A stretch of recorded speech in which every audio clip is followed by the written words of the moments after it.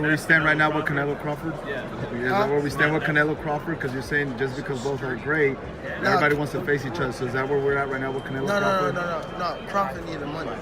Crawford needs the money? Yeah, he needs the money. Gervonta Davis just dropped a bombshell about Terence Crawford that's shaking up the boxing world ahead of the Canelo clash. If we was to fight right now on the streets, I'll break your neck. And that's on my kids. And you know it, I know it, and the whole world know it. And I'm not talking about no fighting in the ring. If me and you was to fight outside, I will break your neck.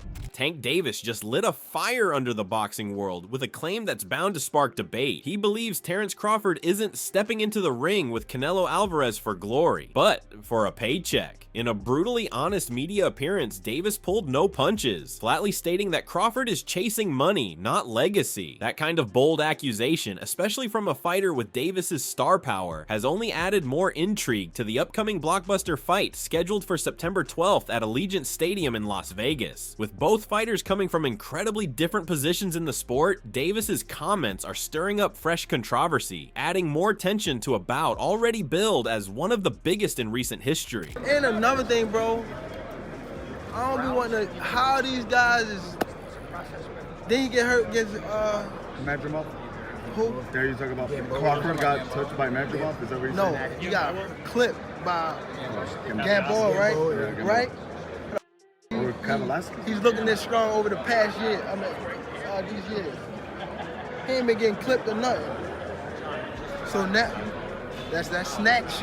The Canelo Alvarez versus Terence Crawford showdown was officially confirmed after Canelo's latest victory over William Skull. That win marked a major milestone as Canelo reclaimed the undisputed super middleweight title and became the first boxer in the four-belt era to conquer all four major titles in that division. It was a historic moment, but some fans were left underwhelmed by the performance. The fight failed to deliver the expected excitement, especially during a high-profile weekend like Cinco de Mayo. According to CompuBox, a mere 445 punches were thrown across 12 rounds, the lowest tally the company has ever recorded in a full-length championship bout over its 4 decades of tracking fight stats. While Canelo got the win, many critics questioned whether he still has the fire that once made him such a dominant force. It was absolutely crap, load of rubbish. The fight really was a waste of time.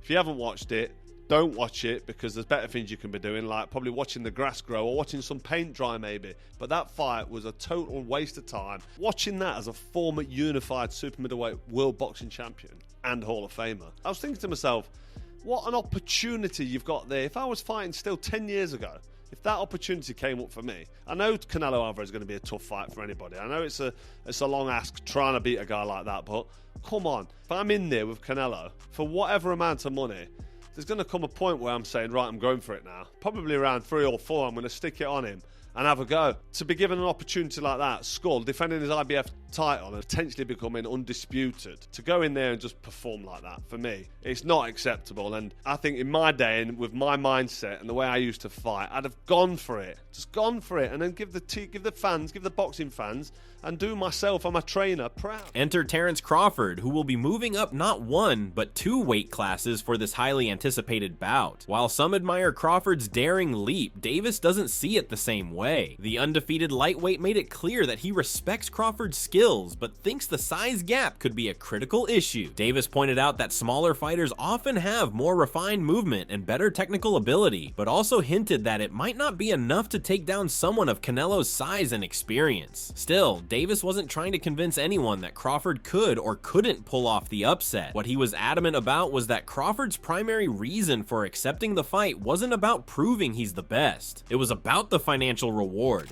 Along my career, I've been criticized, and people have taken credit away from me just to try to diminish my accomplishments just off of pure hate.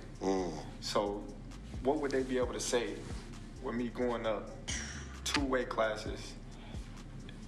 If Canelo become undisputed again and I beat Canelo, what could they say? They'll say something, but what they're gonna find something, you know that. But what can they really say? Right. You know? The noise around Canelo's last fight hasn't been all praise either. Caleb Plant, who knows firsthand what it's like to share the ring with the Mexican superstar, had his own thoughts. The former super middleweight champion, who suffered his first professional loss to Canelo back in 2021, gave a rather honest assessment of the May 3rd bout. Speaking during a media event ahead of his upcoming fight with Jose Armando Resendiz on May 31st, Plant said he didn't think the version of Canelo that fought William Skull was the same one who beat him 3 years ago. Although Canelo did a solid job of cutting off the ring against Skull, Plant felt that the Cuban didn't really come to win and that the matchup lacked excitement. He admitted to being curious about how Canelo would handle Skull's movement, given Canelo's past comments about disliking that style of fighting, but ultimately found the bout dull and uninspiring. And what'd you think of Canelo over the weekend? Did that look like the same type of Canelo you fought a few years ago? And yeah, what'd you think of that? No, I don't think it's the same Canelo. Not quite, but also I kind of figured it was going to be like that, honestly. You know, I heard Canelo say in the interview, like, I don't really like fighting guys who move around that much like that. And William Skull being a Cuban fighter, like, I knew he was going to do that. And so was curious to see, you know, how Canelo would handle that. And, you know, he cut the ring off well, but that guy just, I felt like he didn't really want no part. And it makes for not as appetizing fight, but still got that fight in September with him and Crawford, so we'll see. Plant also took the opportunity to reignite talk about a potential rematch with Canelo. At 32, the Nashville native still believes he has what it takes to beat him. He confessed that just one day after their first encounter, he already felt confident that a second fight would end in his favor. Since that loss, Plant has had an up and down journey, bouncing back with a knockout win over Anthony Darrell, suffering a setback against David Benavidez, and then returning strong with a victory over Trevor McCumbee in September 2024. With the current landscape of Canelo's career shaped by a massive 4-fight, $400 million contract with Turki Alalshik, and with 2 fights left in that deal after the Crawford bout, Plant sees an opportunity. If he handles business on May 31st, and if Canelo is looking for another big name opponent in 2026, Plant wants to be on that short list. Does that only, feel like you increase your chance that you could beat him in a rematch, Canelo? Yeah, I believe so. Yeah. What about Crawford? As soon as we fought, the next day I'm like, man, if we fight again, I'm gonna beat him. Yeah, that's just that's how I feel. I feel like, okay, a few minor adjustments, get the job done. What about Crawford? Do you think his chances got better, at least the way how you were seeing things heading into the last fight with him and Skull? I think it's a stylistic matchup, and William Skull don't fight nothing like Terence Crawford, so we're not gonna see the same type of fight come September. I think we're gonna see a great fight, real good fight. You and Terence have always had like a good relationship, but if he makes Canelo come off the titles, is he on your radar then in the division? Yeah, all the top super middleweights are on my radar. I wanna face the best, and a lot of fighters say that, but I don't feel like a lot of them have shown and proved that. I feel like I've shown and proved that, so I want to face the best. Meanwhile, former UFC champion Daniel Cormier has added his voice to the mix, bringing a cross-sport perspective to the conversation. He acknowledged that while the fight may have had even more appeal a few years ago, particularly when Canelo was slightly smaller and quicker, it's still a huge matchup between 2 elite fighters. Cormier also expressed optimism that the involvement of UFC president Dana White in the promotional efforts could bring a fresh wave of energy to the event. White's reputation for staging massive MMA spectacles could be a game changer, potentially drawing in casual fans and expanding the fight's reach beyond traditional boxing circles. It's a unique situation where the fusion of boxing and MMA marketing might elevate the spectacle to a level rarely seen in recent combat sports history. They're not over the hill at all. These are phenomenal fighters. They're both still in their prime. Most UFC champions aren't even under 30. I don't know that we have one under 30 male champion right now. So they're in their athletic prime, right? 30 to 35. But a couple years ago, it might have had a little more steam because they didn't have that performance like Canelo had last night. With that being said, Dana White's gonna promote this thing. And because Dana White is going to promote this thing, I feel like it'll bring a different level of interest into the UFC. Ilia Topuria is 27. He's not a champion though. Ilia Topuria was 27 at featherweight. He was the champ. He's not the champ anymore since he vacated that belt. It's It's no champions under 30 years old. So they're still in their athletic prime. I wish I got to see it a couple years ago when Canelo was a little smaller. Robert Garcia also added his take, focusing on the strategic nature of the fight. Garcia foresees a chess match between two highly skilled minds. According to him, Crawford's sharp footwork and high ring IQ could earn him several of the early rounds. Garcia believes that in the first half of the contest, Crawford's movement and timing will frustrate Canelo, who may struggle to cut off the ring or land clean punches early. However, Garcia also emphasized that Canelo's strength and bodywork could become more effective as the fight progresses. He sees the later rounds tipping toward Alvarez if he's able to adapt, impose his will, and wear Crawford down with constant pressure and heavy shots to the body. For Garcia, the fight may start in Crawford's favor, but Canelo's experience and physicality might be the deciding factors in the end. So just, use your skills, speed, try to fight on the outside, and he does have skills, man. He is a real talented fighter, so I think he's going to put up really good rounds, maybe at least 5 or 6 rounds. He's going to put up really good rounds. Eventually, I think later rounds, Canelo starts catching him, breaking him down. But I do see Crawford putting up. Crawford's, he's the man. He's pound for pound one of the best fighters in the world. He's very talented. I think he will put up a good fight. You said Canelo maybe later in the rounds comes on, and puts pressure on him. But Canelo more recently, the later rounds, it's a little slower, maybe gives up a couple of them because he's already kind of won. That'd be kind of a different strategy, right? Can he still do that? It has to, but he has to, because I think the first half, I think it'll be Crawford's fight. I might be wrong also, because Canelo's also very talented. Let's not take that away from him. He's very talented, but I do see Crawford maybe taking the first few rounds, the first half of the fight, and then Canelo forcing himself to pressure and try to dominate it that way, because knowing that he might be a little bit behind, he's going to be forced to do it.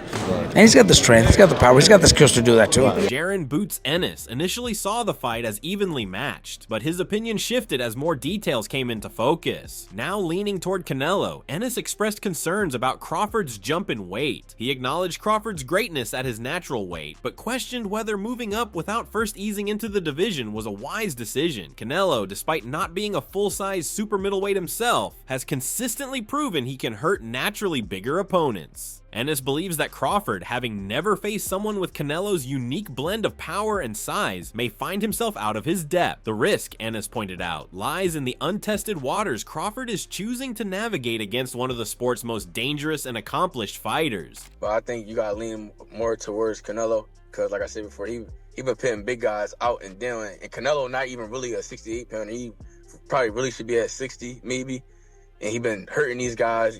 I think he be dropping these guys and things like that. So, and them guys be way bigger than him come fight night. I know that for sure. They be probably close to 200 pounds, and he dropping those guys like that. So, I don't know. It's gonna be a great fight. The fans want to see it. So, so be it. I think Crawford should take a warm up fight.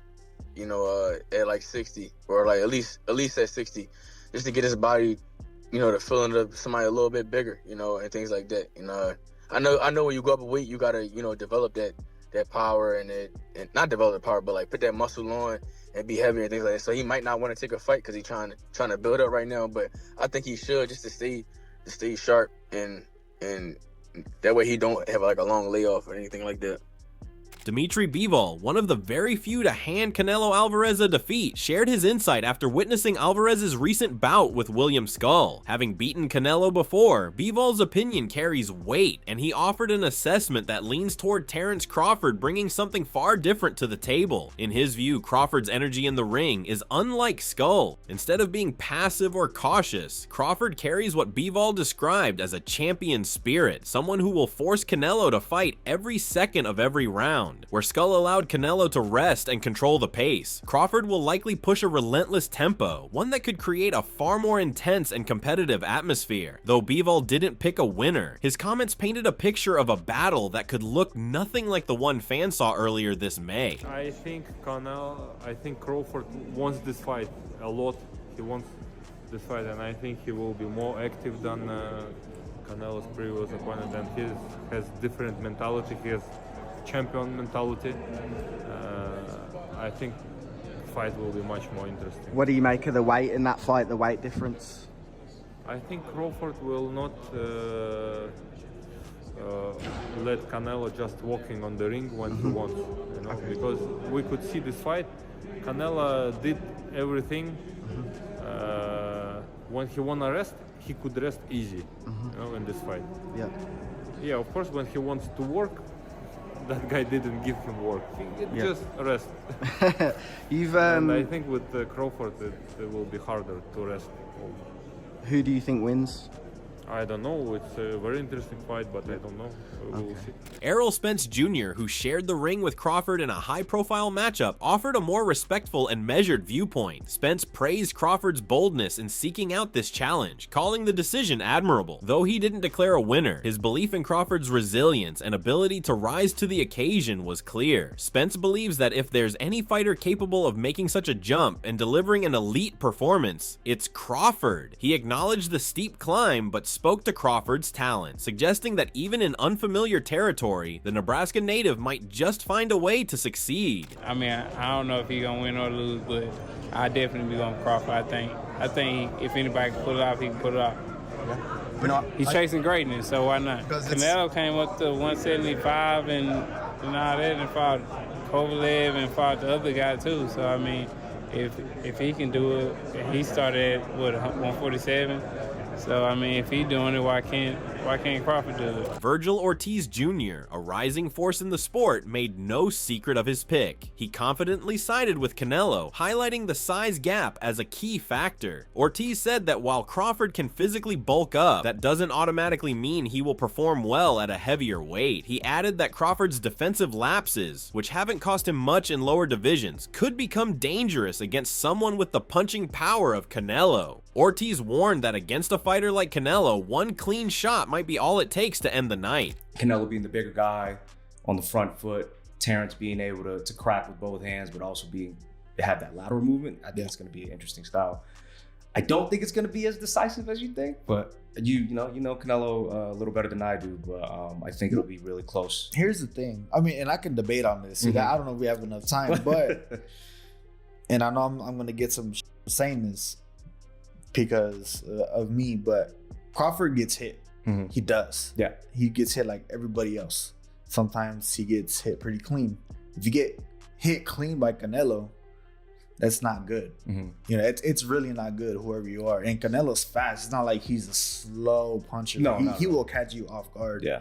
And I mean, it's just different. Alexander Usyk, a master of jumping weight classes himself, initially leaned toward Crawford's chances, but has since reconsidered. While he once praised Crawford's intelligence, control of distance, and ambidextrous style, Usyk now sees the fight as a true toss-up. From his vantage point, there are just too many unknowns to make a confident prediction. He considers it a pure 50-50 fight where both men have paths to victory and where one small edge could shift the outcome. A potential fight between Canelo and Terence Crawford. Yeah.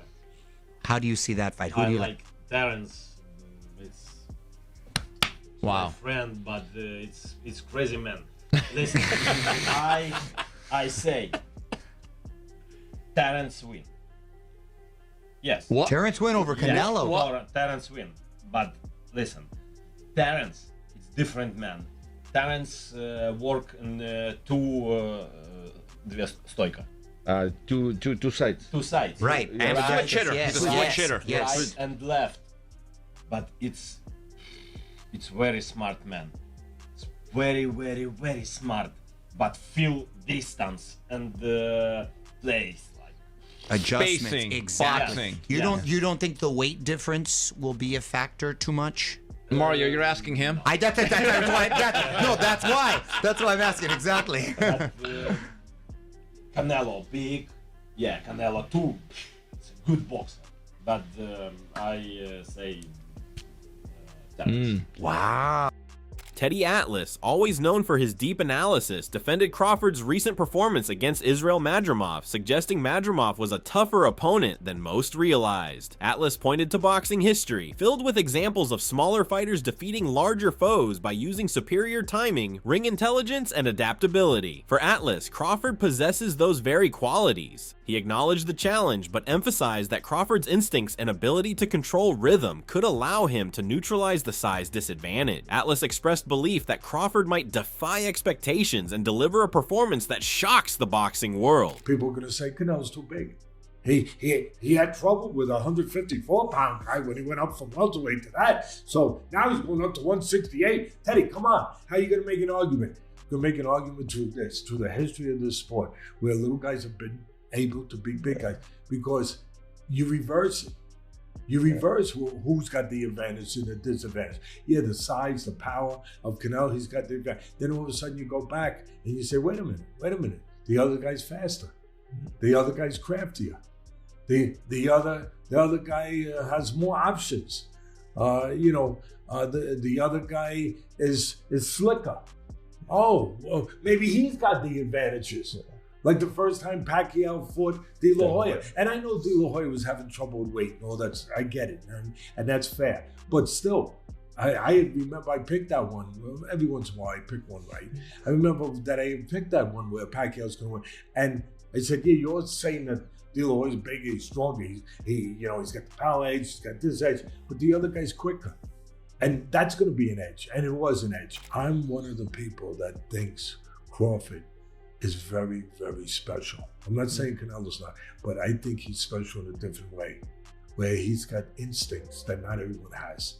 That it's the timing, it's the instinctual things, the X factors, the intangibles that he has. And I think they're going to show themselves. I really do. And I can't wait. Yeah. I can't wait. Yeah. I can't wait to see a smaller guy use those intangibles, use those X factors to beat a bigger guy. Amir Khan, one of the few to face both fighters, emphasized the mental aspect of the matchup. He described Crawford as deceptively dangerous, not just because of his skills, but because of his ability to read and outthink opponents. Khan noted that Crawford's punches carry surprising weight and are delivered with pinpoint accuracy. From Khan's experience, Crawford's style is methodical but built around precision and timing, which could be key in controlling a fight with someone like Canelo. Despite recognizing Canelo's physical edge, Khan suggested that Crawford's intelligence might be enough to level the playing field. His IQ is so perfect where he'll see everything, so yeah. I was going to ask you that, when it comes to skills that Crawford may have, how much from sharing the ring with him and doing the camps with him, what benefits would Crawford had to be fighting against a bigger man? Is it the ring IQ, dominating the center? Like, what benefits do you think he has? You need everything in the game. You need from your ring IQ, you need the movement, you need the power, you need the speed. And Crawford does hit hard. A lot of people don't give Crawford the credit for the punch power he has. But Crawford does hit hard. I mean, I've been in the ring with him. He's hit me hard. Obviously, the most powerful fighter in between the two is going to be Canelo, but I think Crawford still has enough power to hurt. Khan also reflected on his own time in the ring with Crawford, noting the American's hidden power and exceptional timing. He said that while Canelo is stronger, Crawford has the kind of quickness and ring awareness that could allow him to manage distance and avoid the kind of clean shots that ended Khan's night against Canelo. In Khan's opinion, dismissing Crawford because of his smaller frame would be a mistake. Obviously, I'm going to support my boy, Terence Crawford. He's a good friend of mine. Obviously, we fought each other, but sometimes you put that to a side, and he shared the training camp with me last time. He spent some good time with me. I was at his house, and always shows love. So, look, he's one of the best fighters in the world. For him to go up 2 divisions is something I did back in the day when I was at the peak of my career after beating like Devin Alexander and all the big names. So, look, I wish him all the very best, and I think he can do it. Yeah. You know what I mean? One thing about Terence Crawford, he has great box IQ. Yeah. His IQ is so perfect where he'll see everything, so yeah. Oscar De La Hoya, who once managed and promoted Canelo's career, viewed the matchup through a more physical lens. De La Hoya focused on the weight disparity, calling it the biggest obstacle in Crawford's path. He admitted that if Crawford somehow wins, the feat would be historic and could elevate him among the all-time greats. However, De La Hoya doubted that outcome. He claimed that on fight night, Canelo might weigh close to 200 pounds, something Crawford has never encountered. hard. While respecting Crawford's courage, he suggested this was a leap too far and that Canelo's natural size and strength could prove insurmountable. William who? Canelo versus William Skull. William who? Oscar being back in New York over here. No, let's just say Canelo Crawford, in the history of boxing, and this is the facts. Let's get it. Let's get it. If you see Thursdays, back Thursdays, I speak the facts. All right, I'll even do it for you. A good little man has never beaten a good big man in the history of the game, unless you go back to certain situations with Pacquiao beat me, but I was a dead man walking anyway. But a good little man never beats a good big man, so it's a tough test for Crawford, but I'm not counting him out. The bottom line, and this is the truth again, it's a money grab.